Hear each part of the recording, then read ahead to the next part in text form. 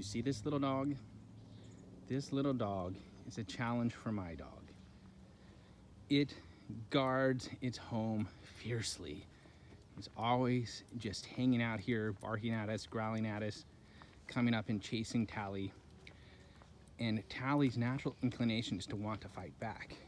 We've been trying to train her not to. What will she do today? Here, Tally is cautiously avoiding the little dog. Hey. Good girl, Tally. Good girl. That's a really good dog. Good girl. So the thing is, though, Tally didn't get there overnight.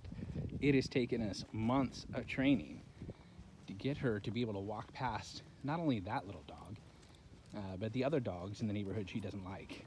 She's perfectly friendly with humans, but she's reactive to other dogs. So to achieve the behavior that we're getting out of her, the desired behavior, it took a lot of positive reinforcement.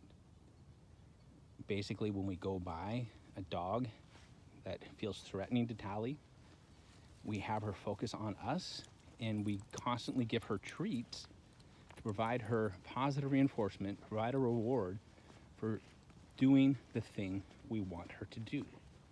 I believe that positive reinforcement is one of the most effective yet most overlooked techniques in trying to bring about change, not just in animals, but in people too.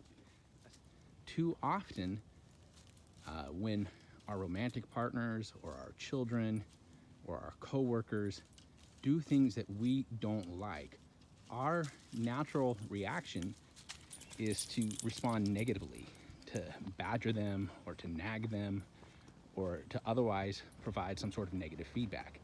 This is far, far less effective than trying to provide some sort of positive reinforcement for the behavior that you do want. I think my favorite example of positive reinforcement from pop culture is from an episode of The Big Bang Theory, in which Sheldon trains Penny to do the things he wants through the use of M&Ms. How do you put positive reinforcement into practice? It's actually pretty easy. The number one thing to do is try to remove negative responses to the behavior that you don't want. So, for example, when the dog is doing something that I don't want her to do, I don't scold her, I don't get on her case. Instead, I just redirect her. I try to shift her attention someplace else. But when she does do the behavior that I want, when she does produce the desired results, then I reward them and I praise her and I make a big deal out of it. And the same thing applies when working with people. Instead of scolding somebody for leaving dishes on the counter, reward them, praise them for putting the dishes in the dishwasher. And don't be condescending about it. Don't be juvenile. Be sincere and make it known that you really appreciate it. This kind of positive reinforcement will make it much more likely that the person is going to reproduce that behavior in the future, just like Sheldon rewarding Penny with M&Ms.